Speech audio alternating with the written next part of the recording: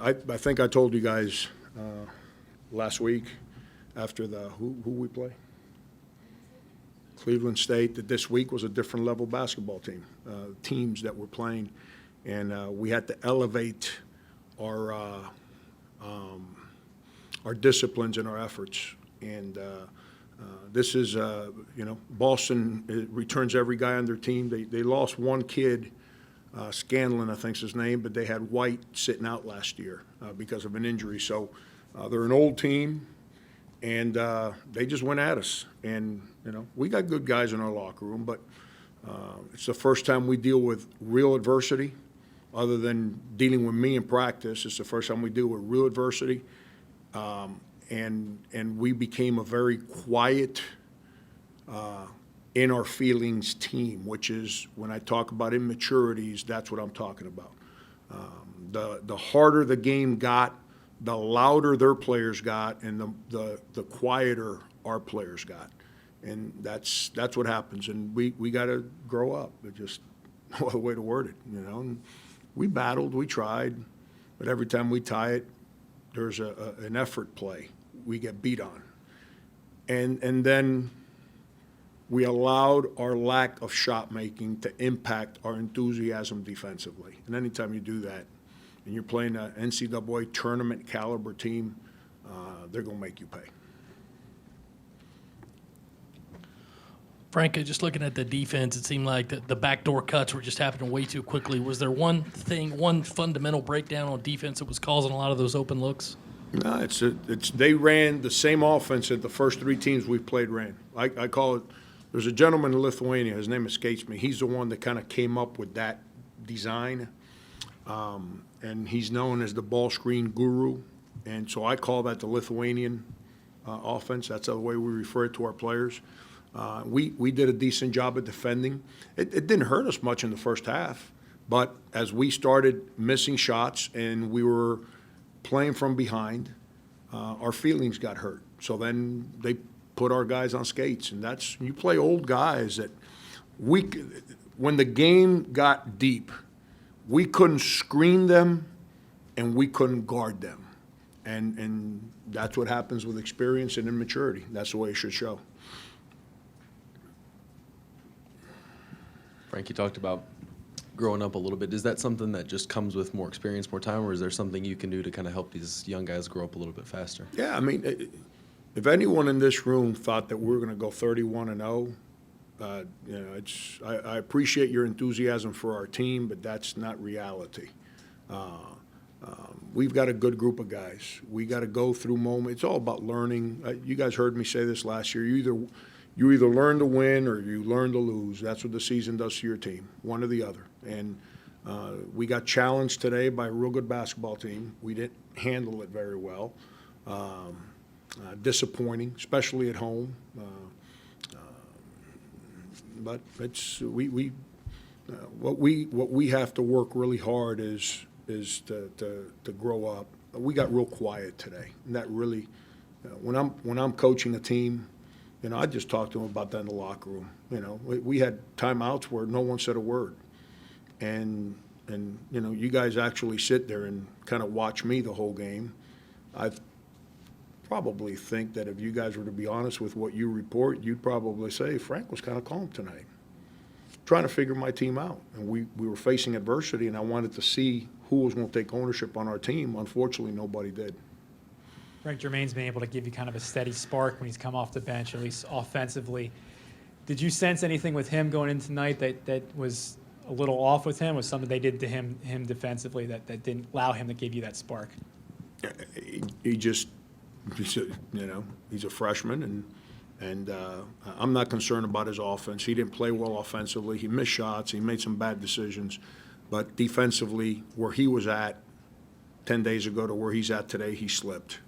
He slipped defensively, and that's something that he's got to fix because it's for our team to be good.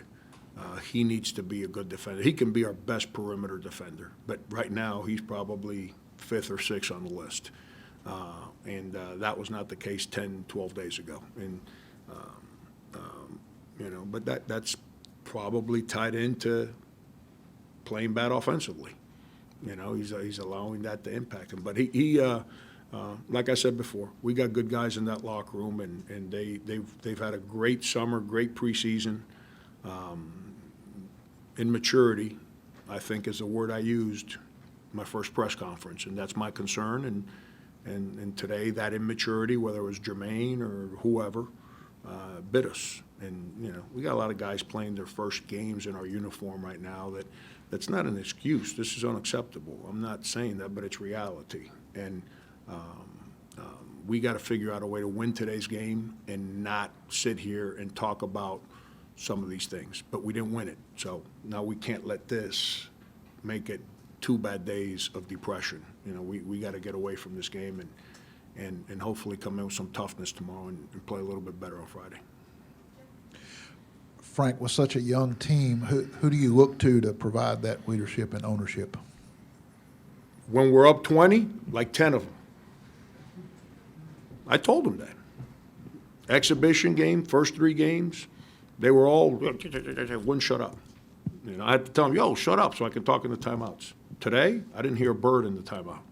And that's part of the deal. That's, you know, I didn't like our body language as the game got hard. I didn't see anyone stand tall and grab guys and say, yo, no, come on, right now. And we got beat. I think we tied it at 60, and we give up a bad offensive rebound, like a no-effort offensive rebound, kick out, and we just stood there and watched the guy shoot a 3. Nobody rotated over. You know, we fight for the rebound, you know. Maybe it gives us a chance to get a lead, and maybe we keep the lead. But we didn't. And but it's hard to win. You're not going to beat good teams when you miss 9 free throws and you're 4 for 22 or 3, whatever. We're 4 for 20. You're just not going to win. You got to make sure. You got to score. Got to make shots. TJ, Jair, and Jermaine, I think, were combined something like 6 for 25 or something like that from the field. Those guys have made shots for us before. They're going to make shots for us again. They didn't make any today. Played against a lot of zone defense tonight. Just not aggressive enough, attacking. They had played 7 possessions of zone all year. And Joe's a man-to-man guy, a lot like me. But obviously that was part of the plan. I think that was to negate our size at the rim. Just an opinion. I didn't ask Joe. Negate our the way we try to attack the rim, to try and negate that. We didn't do a very good job attacking the zone, and that one's on me. We practice it very little because we've been a good zone offensive team in practice. But you know, it's all part of the early season. I heard someone say, you know, well, you know, it's how is it that some guys aren't ready to do certain things or whatever it may be, and you know, and speaking about a different sport on this campus. When you only get 20 hours a week and 4 of them are game time, does that make sense? Like this week, we got 2 games. So 8 of the 20 hours are committed to the game. So that means that we only have 12 hours of practice. And when you got a bunch of young guys, there's only so much stuff you can cover in 12 hours when you include film work, team meetings, all part of the 20 hours. We're all under the same umbrella. It is what it is. It's not like somebody's benefiting from anything. But that's why experience at this time of year is so valuable. That's you remember, when was it, Sendarius' year? And even Michael Carrera's year? We had experienced teams. Do you guys know what our record was in November and early part of December, those 2 years? We didn't lose a game because of experience. Early in the year, experience is invaluable because guys understand so much more. Frank, I know that Justin always impacts a game much more than in the box score, but how did you think he played overall tonight? Nah, he was just okay. He's just okay. I didn't think he was very good defensively. He didn't give us any energy on the glass. They just you know, our ball screen defense was abysmal today, like abysmal. It was really bad. And obviously that's something that I didn't spend enough practice time on, and we got to get better at that. But our ball screen defense was what we said in the scouting report we wanted to do, and what we actually did in the game was really, really bad. But Justin was just, I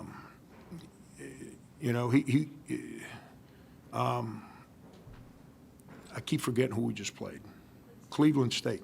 He wasn't very good against Cleveland State, and we need Justin to. He's got to give us more. Just and I don't mean more points and more, just more enthusiasm, more spirit, because that's what he brings to practice, and we need him to give us that in games. You mentioned Jair, Jermaine, and TJ not giving you much offensively. Did you like their looks and their shots weren't going in? Were they being too passive? What did you see that led them to not have good nights? TJ tried to make some plays off the dribble, and he just didn't finish. Had a couple open court opportunities. I think he made one bad mistake, but he's the guy who created the loose ball, and that's where he comes down. It's 1 against 3, and he just runs a guy over. Like, that's an immature play. Jair, like, he's just got to give us more from an effort standpoint. He's not playing as fast as he needs to play. And he's got a bad habit of doing that. He's got to get out of that. And then, but at the end of the day, the 3 guys you just asked me, combined, have played 4 games before this season at the University of South Carolina. Those 3 guys. I understand Jair played at GW, completely different. I understand he was in practice last year. I get it. Those 3 guys, I think TJ played 4 or 5 games last year. 5, is that what it was? 5? So combined, those 3 guys have worn our uniform 5 times before this year started. So they've got to be better, and they've been better. They've made shots for us, and they're going to make shots for us as we go on. They've been fairly good defensively, but today we played a different animal, and Friday and then next week it's even another level. So we got to grow up, and those 3 guys are a big part of it. Coach, you talked a lot about experience. And what did you see from your experience guys tonight? It was a lot of leaning on them offensively for your points, particularly Mike. Yeah, I thought Mike battled.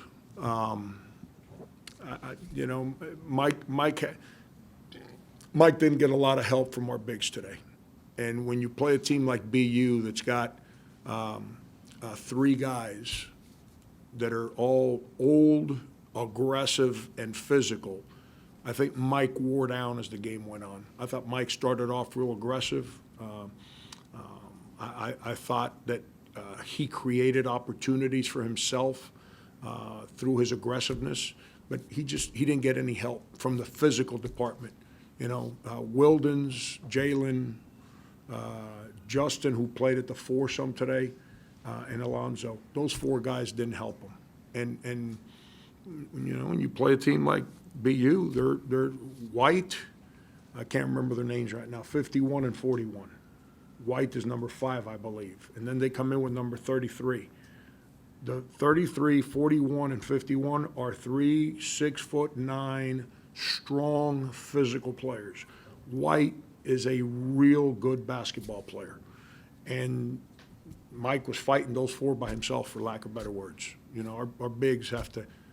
They've got to give us more. We didn't have much toughness at the big spot outside of Mike. Mike got real quiet on me. Mike can't do that. Mike, he's the one guy that has been through the fire here.